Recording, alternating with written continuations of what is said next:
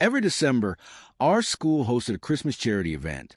Lights everywhere, decorated hallways, and one tradition everyone loved, the Secret Santa.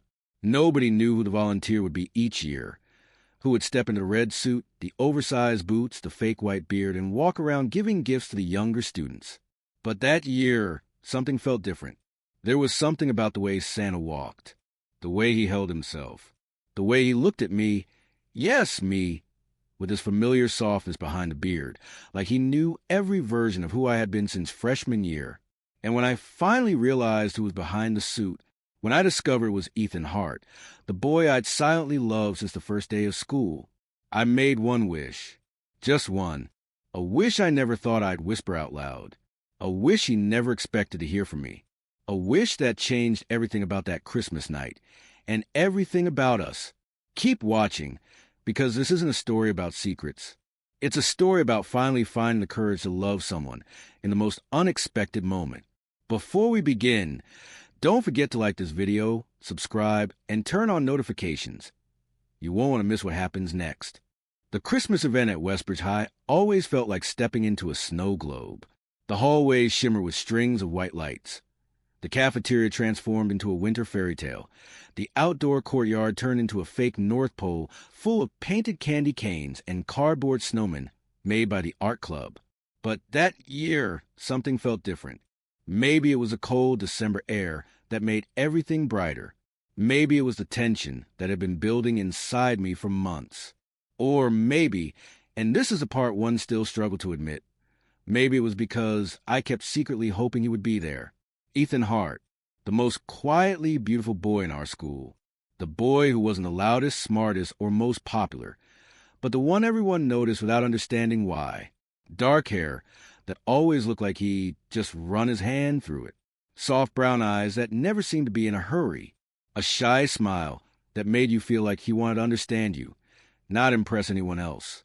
He was in my homeroom, and for months we had been orbiting each other, exchanging awkward glances, brushing shoulders in crowded hallways, sharing small smiles that felt too warm for two boys who barely spoke.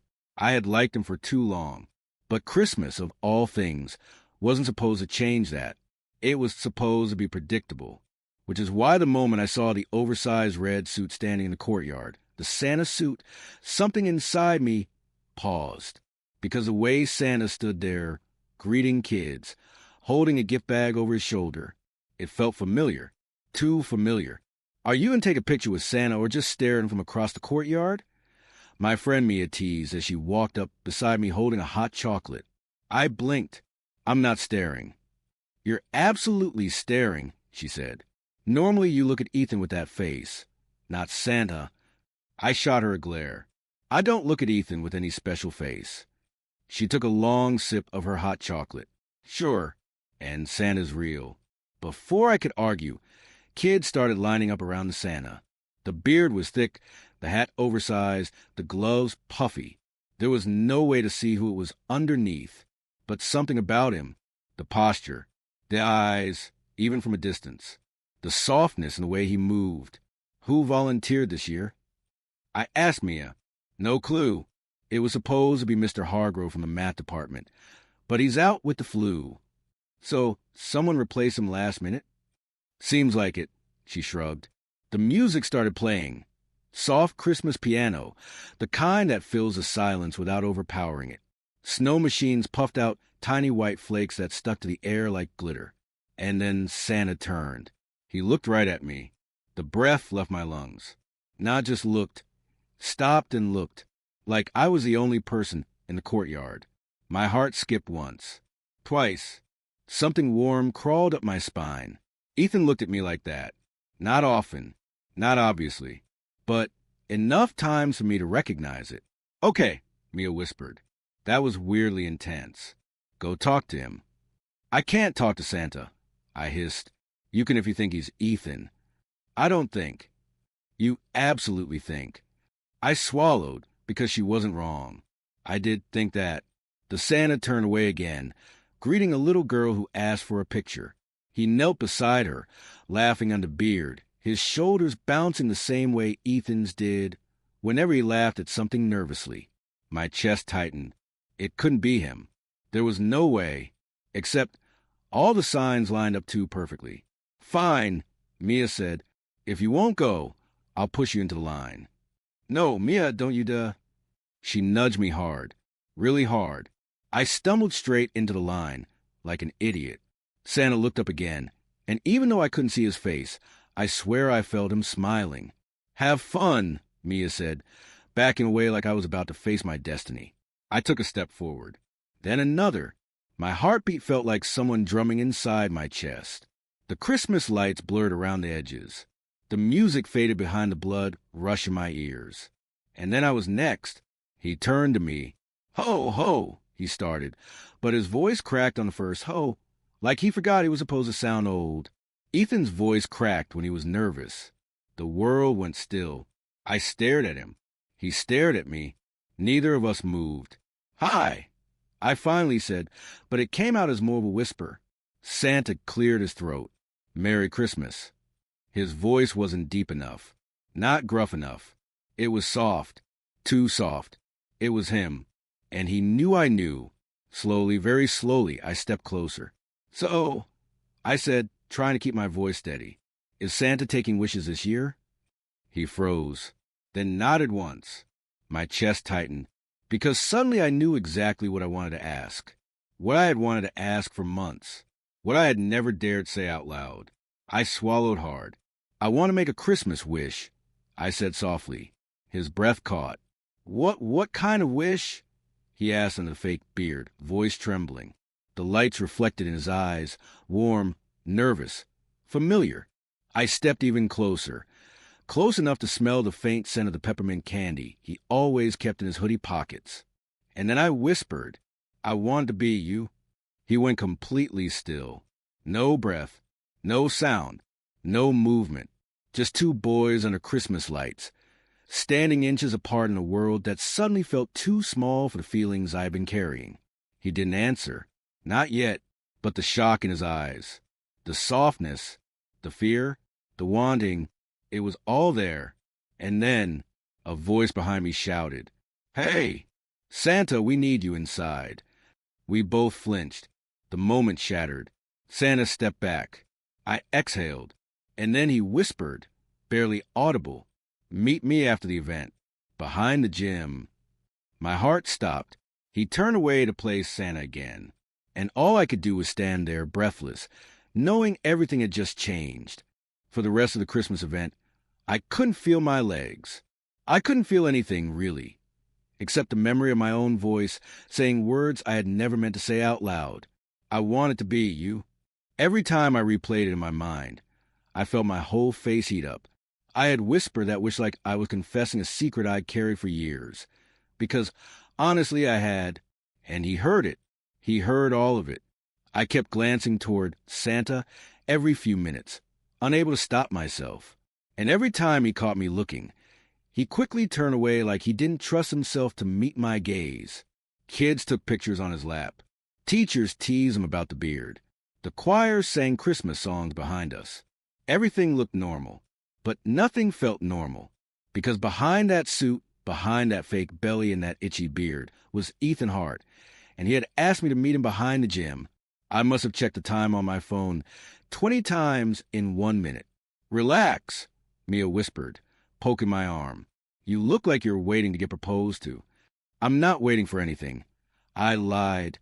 You're waiting for Ethan. I'm not. You are. I sighed. I guess I am. She squeezed my hand. Go. He's going to be done any minute. But I couldn't leave yet.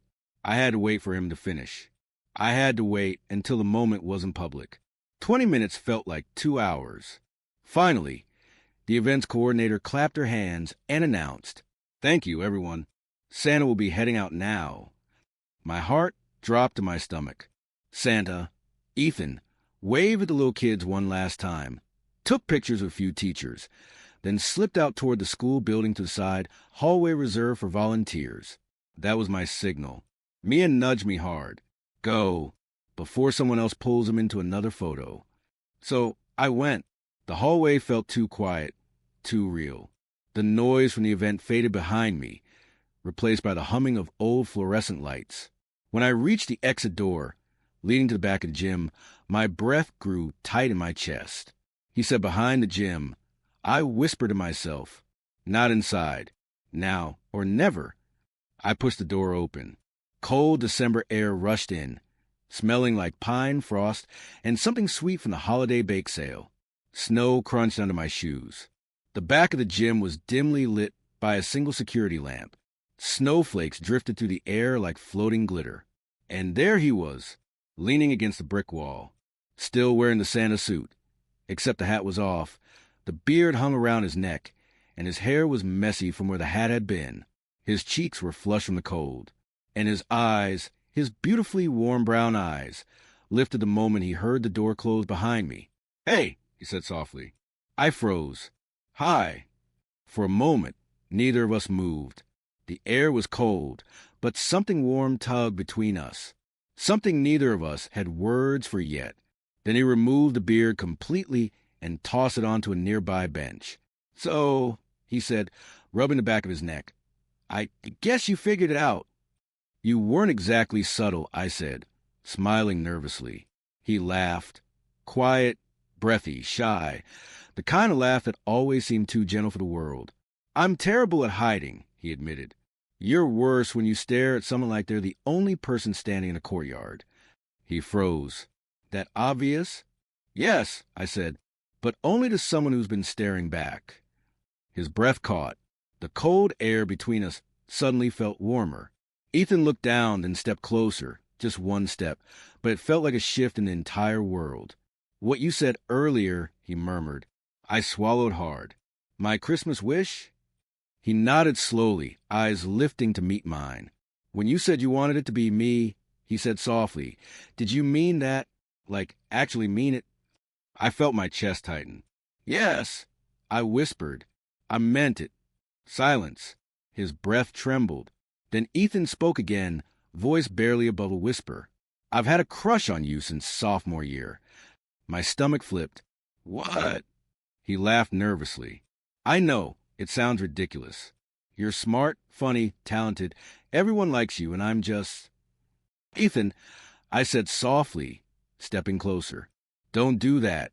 Don't talk like you're less." He looked at me like he didn't know how to process that. "You said a wish," he murmured. "But I have one too." "Yeah." I whispered. "What is it?" He took a long breath, gathering courage. His eyes locked onto mine. "I want to know what it feels like," he said quietly, "when someone you liked for years finally looks at you the same way." The world went incredibly still. My heart pounded so loudly I was sure he could hear it. "Ethan," I breathed. He looked terrified, and hopeful, and beautiful. "Can I ask you something?" he murmured. My voice barely came out. "You can ask me anything." "Were you serious?" he whispered. "Do you really want me?" I stepped closer until we were inches apart. The cold didn't matter. The snow didn't matter. Nothing mattered except this tiny piece of space between us. "Yes," I said. "I want you." His breath broke just a little, like he'd been waiting years to hear that. And then, footsteps, fast, coming from the direction of the field. Ethan jolted, stepping back instinctively. "Someone's coming," he whispered. Then a voice echoed through the dark. "Ethan, Coach needs you inside now." We both froze. It wasn't a random student. It was his cousin Mark, one of the football captains. If he saw us standing this close, if he heard even a second of what we said, everything could change. Ethan's eyes widened. He grabbed my hand, tightly, hidden between us in the shadows. "Meet me tonight," he whispered urgently. "Same place, midnight, please." I nodded. He squeezed my hand one last time, then let go, just before his cousin turned the corner. "Ethan, why are you back here?" Ethan stepped away from me so quickly it hurt. "Just getting some air," he said calmly. Mark didn't see me in the shadows, but Ethan did, and the look he gave me over his shoulder was full of something unmistakable. Fear, wanting, hope, and the promise of something we hadn't dared name yet.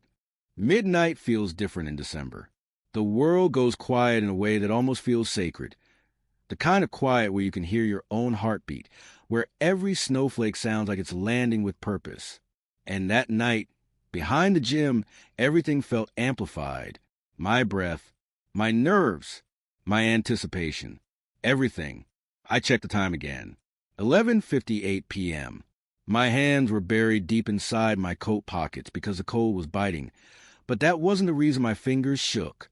It was him, Ethan, waiting in the shadows of my mind, like an echo I couldn't silence. We hadn't spoken since his cousin almost caught us. The event ended. Everyone left. Students rushed out with gifts and candy canes. Teachers shut off the lights. The school emptied into silence. And all I could think about, from the moment I got home, was the look in Ethan's eyes when he said, "Meet me tonight. Same place. Midnight." I didn't know what was waiting for me. A confession? A goodbye? Fear? Desire? But I knew one thing. I would go anywhere if he asked. I took a deep breath, watching my breath cloud in the icy air. 11:59. I stepped further behind the gym, where the snow was untouched, and the only light came from a small security lamp flickering above the door, like it was struggling to stay awake. Then I heard footsteps behind me. Soft, measured, coming closer. I turned. Ethan stepped out from the shadow of the wall. No Santa suit this time. Just him. A dark hoodie. Hair wet with melting snowflakes. Cheeks flushed pink from the cold. Hands trembling slightly like he hadn't convinced himself he was ready for this. But he was here. That alone made my chest warm. "Hey," he said quietly. My breath left me all at once. "Hey." He stopped in front of me, not touching but close enough that I could feel his warmth cutting through the cold. "I didn't know if you'd come," he murmured. "I told you I would." I said. "I meant it." He exhaled. The kind of exhale someone releases when they've been holding something inside all day. "I've been thinking about earlier," he said, eyes flicking to mine then away. "What you said. What I said." "So have I." He swallowed. "I was scared," he admitted. "When my cousin showed up, I didn't want him to see us." "I know. It's not just him," he continued. "It's everyone. I'm still figuring myself out, and it feels like the world is waiting for me to either admit something or deny it, and neither feels right yet. I'm not asking you to come out," I said gently. "I know," he cut in softly. "And that's why I asked you to meet me tonight." The snow fell heavier now, drifting between us like glitter caught in moonlight. Ethan shoved his hands inside his hoodie pocket, and for a moment he looked so young, so vulnerable, that the entire world felt fragile. "I've liked you for years," he whispered, "but I didn't think you'd ever look at me that way." My heart thudded. "I've looked at you that way since freshman year," I said. His lips parted in surprise. "Seriously?" "Seriously." He let out a quiet laugh, nervous, breathy, full of disbelief. "That makes this even harder," he said. "Why?"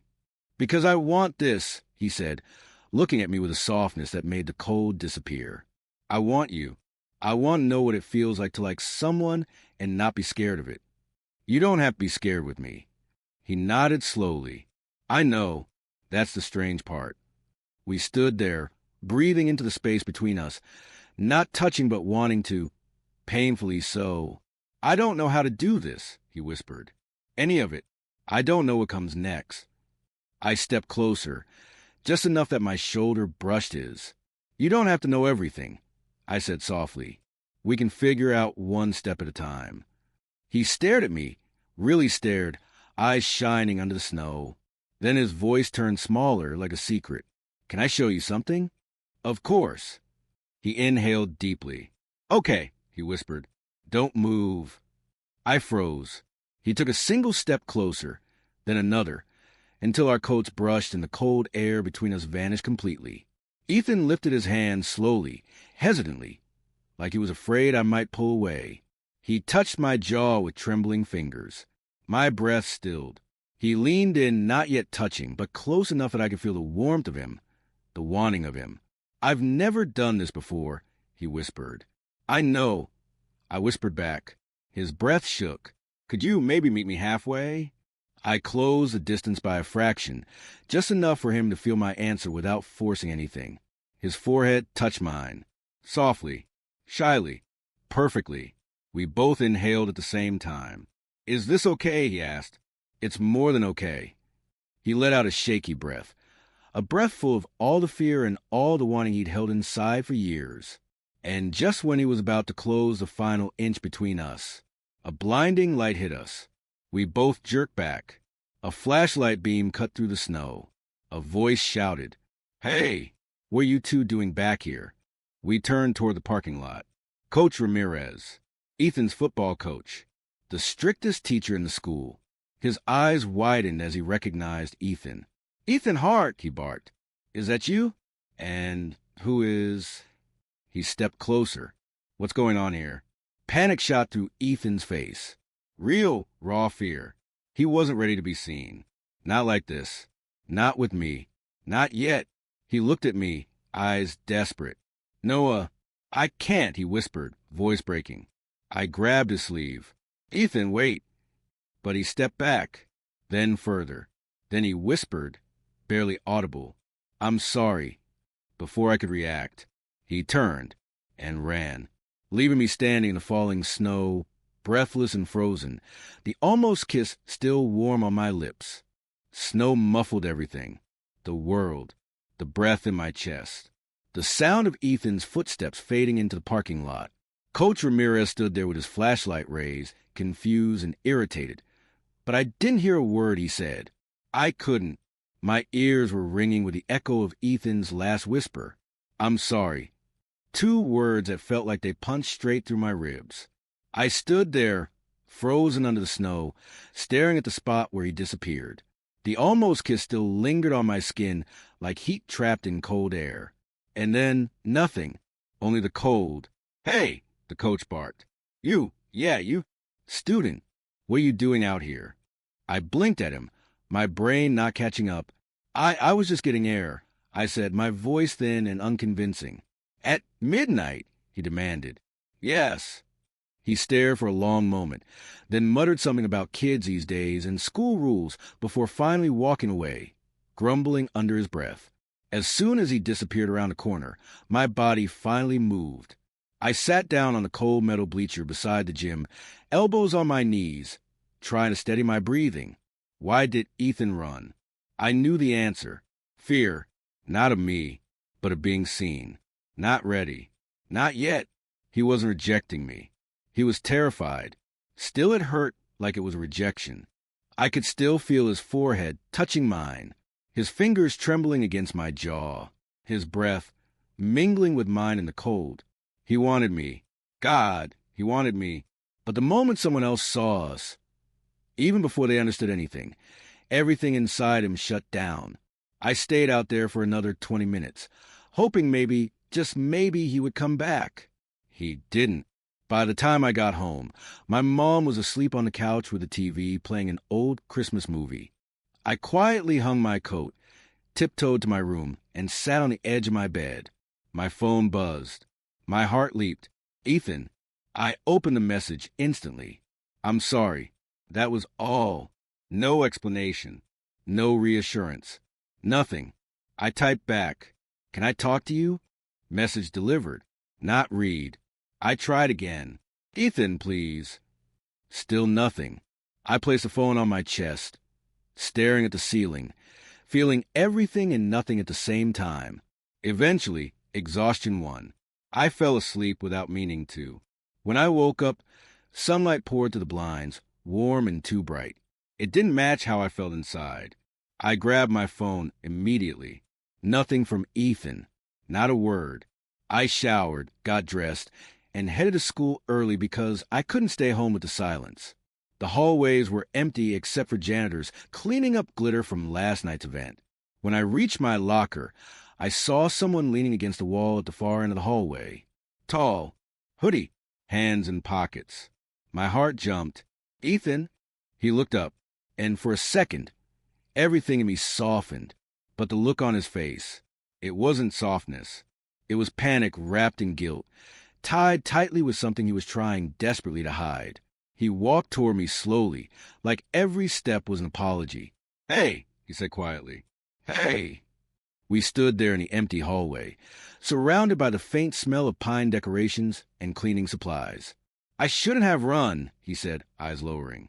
"No," I said, "you shouldn't have." He flinched. "I know," he whispered. I wasn't ready for someone to see us. Not like that.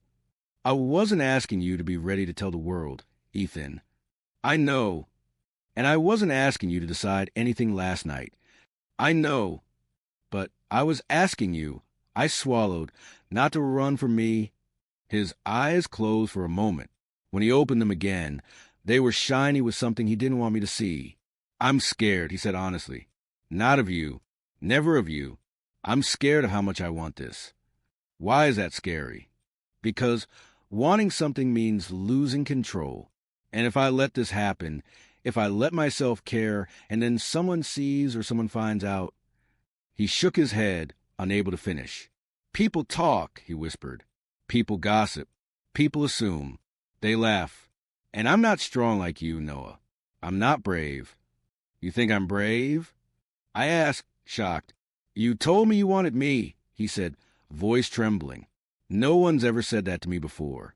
No one's ever said it like it was the easiest thing to say in the world." "It wasn't easy," I whispered. He blinked. "It was the scariest thing I've ever said." I continued. "I just didn't let the fear win." He exhaled a shaky breath, moving one step closer. "Noah," he murmured, "I like you. I really, really like you. You know that, right?" "Yes," I said. "Then why does everything still feel so hard?" "Because love is hard," I whispered, "especially the part where you choose to show up." He looked away, then back at me, searching for something in my eyes. "Are you mad at me?" he asked softly. "No," I said. "I'm hurt, but I'm not mad." "I don't want to hurt you," he said, stepping closer again. "That's the last thing I want." "Then don't run." He looked down, then at my hands, then back at me. "What if I don't know how to stay?" he whispered. I took a slow breath. "Then let me teach you." His lips parted, breath shaking. Something flickered in his eyes, a mixture of hope and fear, tangled together. Then, footsteps, fast, voices echoing around the hallway corner. Students. The spell broke. Ethan stepped back quickly, fear overtaking everything again. "Noah, I can't." I raised a hand. "Ethan, stop. You don't have to." But he shook his head. "I need time," he said desperately. "Just time. Please." Before I could answer, students turned the corner. Ethan glanced at them, then at me, and then he whispered, "Meet me after school. Please." Then he walked away, again, leaving me standing in the hallway with more questions than answers. All day, I carried Ethan's last words with me like a weight I didn't know how to hold. "Meet me after school. Please." He said like a question, like a hope, like a plea wrapped in fear. And I said nothing because he ran away again before I could answer. I replayed our almost kiss in the snow, the look in his eyes, the panic when Coach Ramirez showed up, the apology that sliced straight through my chest. By the time the final bell rang, my nerves felt shredded. My hands were cold even inside my pockets. My stomach twisted like something was pulling it tight and refusing to let go. Would he show up? Would he change his mind? Would he pretend nothing happened? The hallway emptied. Students shoved books into lockers. Holiday decorations crinkled under the breeze of slamming doors. And I walked slowly toward the back exit of the school, the same one he used last night to meet me behind the gym. The snow had started again, soft flakes floating down like someone was shaking glitter over the world. I stepped outside, and there he was, Ethan, sitting on the bottom step of the brick stairs, elbows on his knees, hands clasped, hair wet with melting snowflakes, breathing in short, anxious bursts. He jumped up when he saw me. "You came." I said I would. He exhaled with relief, so real it almost broke me. We stood facing each other in the cold, snow landing on our eyelashes and hair. Like the world decided to make this moment softer than either of us deserved. "Ethan," I said gently, "you asked for time. I get that. But running from me isn't going to make things easier. I know, he whispered. And hiding isn't going to make the feelings go away. I know.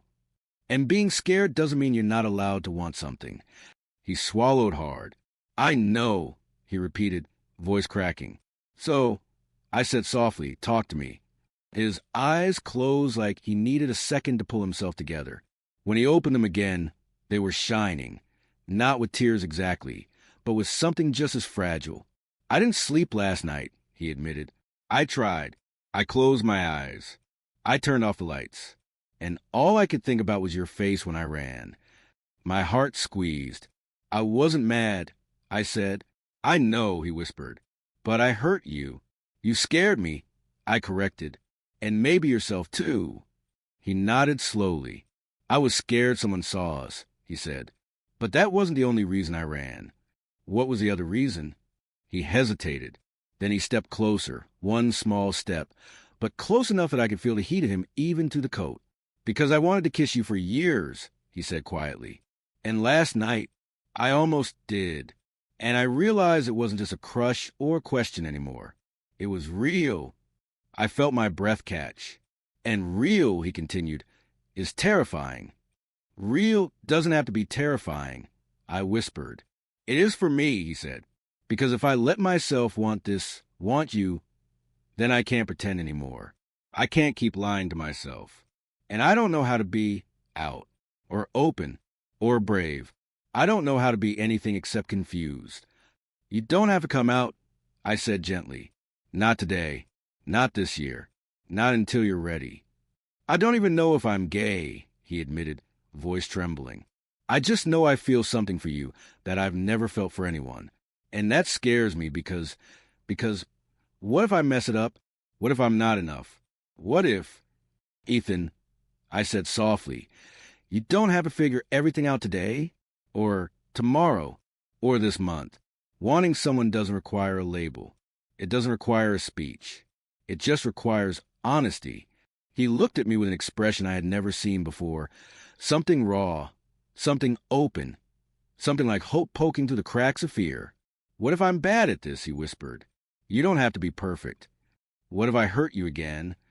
Then we talk about it. What if someone finds out? Then we deal with it together. He swallowed, breath trembling. You make it sound easy. It's not easy, I said, but it's worth it. He stepped closer again, and again, until our coats brushed and the cold between us disappeared. He lifted his hand slowly, so slowly, and touched my cheek with trembling fingers. I leaned into his touch. His breath hitched. No, he whispered, I don't want to run anymore. My heart thudded. Then, don't. He took a shaky breath and stepped even closer, his face inches from mine, eyes flicking from my lips to my eyes and back again.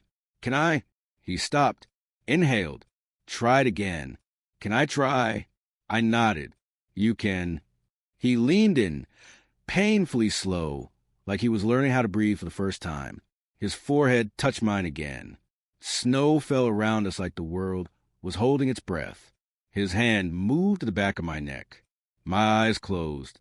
I could feel his breath, his warmth, his fear, his wanting.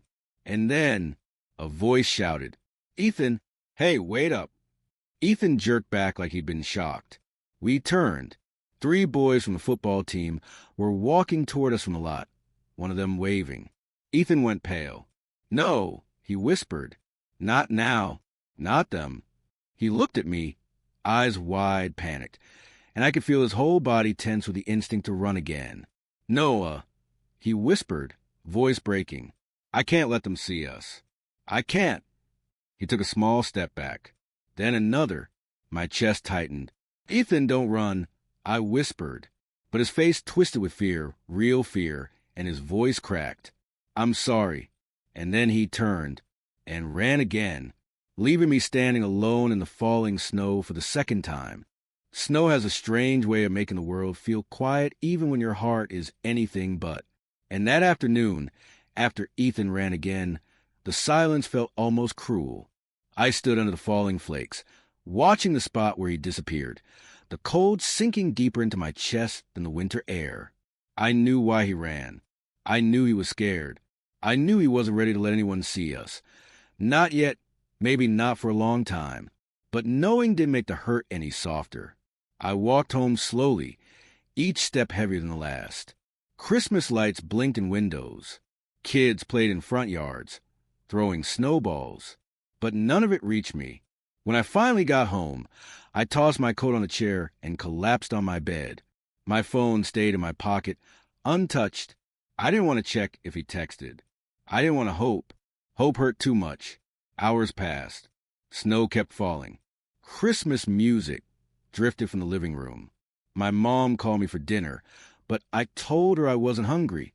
I lay there in the dark, staring at the ceiling, lost in the storm of everything he said. Everything he almost said. Everything he almost did. He wanted me. He was terrified of wanting me. He was even more terrified of being seen wanting me. That kind of fear doesn't vanish overnight. Around 10 p.m., exhaustion finally pulled me under. I woke up 2 hours later to the sound of tapping. Soft, steady, against my window. At first, I thought it was the wind, or a branch, or the leftovers of a dream. But then I heard it again. Tap, tap, tap. I sat up slowly, the cold air brushing my skin. My heart started pounding. I crossed the room, lifted the curtain, and froze. Ethan, standing outside, in the snow, in the dark, breathing hard like he'd run all the way across town. He wore only a hoodie and jeans. His hair was wet, his cheeks flushed red from the cold. His hands trembled at his sides. But his eyes were different, determined, terrified, brave. I opened the window immediately, cold air rushing into my room. "Ethan," I whispered, "are you okay?" He shook his head. "No," he said, voice cracking. "I'm not okay. Can I come in?" I stepped aside instantly. He climbed through the window, snow falling off his shoulders, breath shaking. When he stepped into my room, he looked around like he was grounding himself, like being here meant something real. We stood there in the dim light, our breaths fogging the air between us. "What happened?" I asked softly. He swallowed, eyes searching mine like he needed to find something there. "I ran," he whispered. "Again." "I know." I felt sick after, like my chest was too tight and I couldn't breathe. His voice trembled.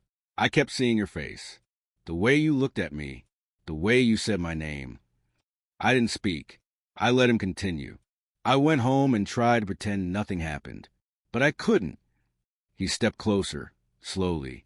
I tried watching TV. Couldn't. Tried doing homework.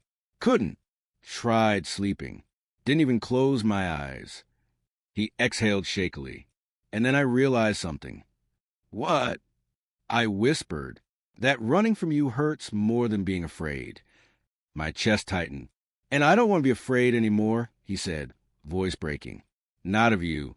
Not of liking you. Not of wanting this. I don't know what label fits me. I don't know how to tell people. I don't know when I'll be ready to be seen. But..." He stopped, took a deep breath, and stepped right in front of me. "So maybe the only thing I can do right now," he whispered, "is stop running." My breath hitched. He lifted a trembling hand and touched my jaw, the same way he had behind the gym, except this time he didn't pull away. "This scares me," he whispered. "I know. But losing you scares me more." I swallowed hard. "I'm here, Ethan. I'm not going anywhere." His voice dropped. "Do you still want your Christmas wish?" I barely breathed. "Which one?" He smiled, small, terrified, beautiful. "The one you whispered to Santa." My heart pounded. "I want it," I said, "more than anything." Snowflakes drifted past the open window. The world outside was silent, like everything was holding its breath for what came next. Ethan stepped even closer, his forehead brushing mine, his voice trembling with fear and desire all at once. "Can I try again?" he whispered. "No running this time." I nodded. "Yes." He closed the final inch between us slowly, carefully, not rushed, not panicked, not hiding. Our lips touched, softly, shyly, perfectly. The world didn't explode. The sky didn't break open. Everything just felt right. Warm, real, unshakable. Ethan exhaled against my lips, like he'd been holding his breath for years. When we finally pulled back, his eyes were shining. Not with fear this time, but with something deeper, something certain. He rested his forehead on mine. "Noah," he whispered, "please be patient with me. I will, I promise. Always." He smiled, a small, relieved smile that felt like the real beginning of everything. And in that quiet winter night, with snow drifting through my open window and the world finally still around us, the boy who kept running finally chose to stay. For the first time, for the right reasons. For us, sometimes love doesn't arrive all at once. Sometimes it comes in small moments. The almost kisses, the fears, the running, the coming back. And sometimes the bravest thing a person can do is stop running long enough to say, "I want this. I want you. What about you?" Have you ever been afraid to choose someone, even when your heart already had? If this story touched you, don't forget to like the video, subscribe, and turn on notifications so you never miss the next emotional story.